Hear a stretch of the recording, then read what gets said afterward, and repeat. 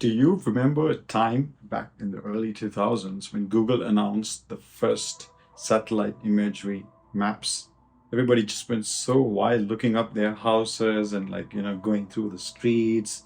This just revolutionized what the maps is. And today, this has become so accessible to so many million people that it has just incorporated into our life.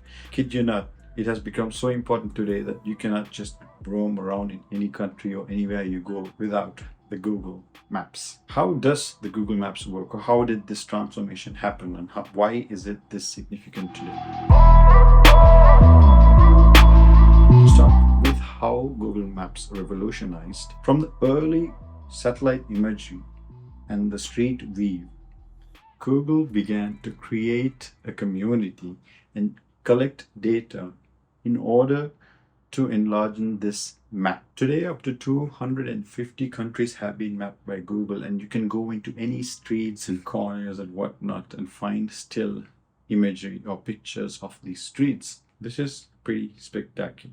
There are so many millions of users that are contributing to the Google Maps on a daily basis. Even I do too, probably you are too. If you visit some place very exciting, you definitely take a few pictures, tag it online, and this is how these data get collected to the database of the maps.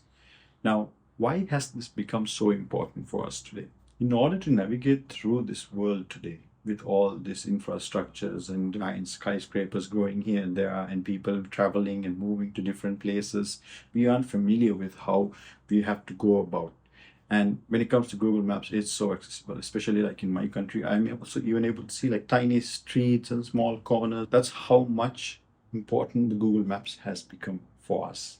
Technology works based on the satellite imagery, the geographical data that has been collected, and our contribution as users, our vehicles, phones, the users' location, all these are derived to create this sort of geographical map. And this map is being updated regularly to make sure that the changes that is happening in real time, like streets and shops changing, boards changing, being updated immediately so that us, the users, aren't being lost. Now, you might be worried about how you could protect your data, or maybe if this could be something bad, but no, Google still is creating options and do have options that we could use to protect our data. One of which is you could use incognito for browsing, which will not share your information. And the other is to download an offline map. This is still an available option since before, which you could use, and it's going to show you the same route anyway. In the beginning, Google used to collect data using this huge camera that weighed in tons.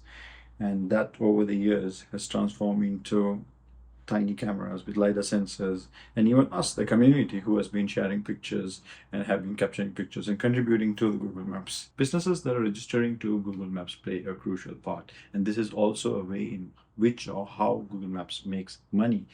Now, based on their operational time and the information that they get from local municipalities and the usual routes of us as the users are all collected.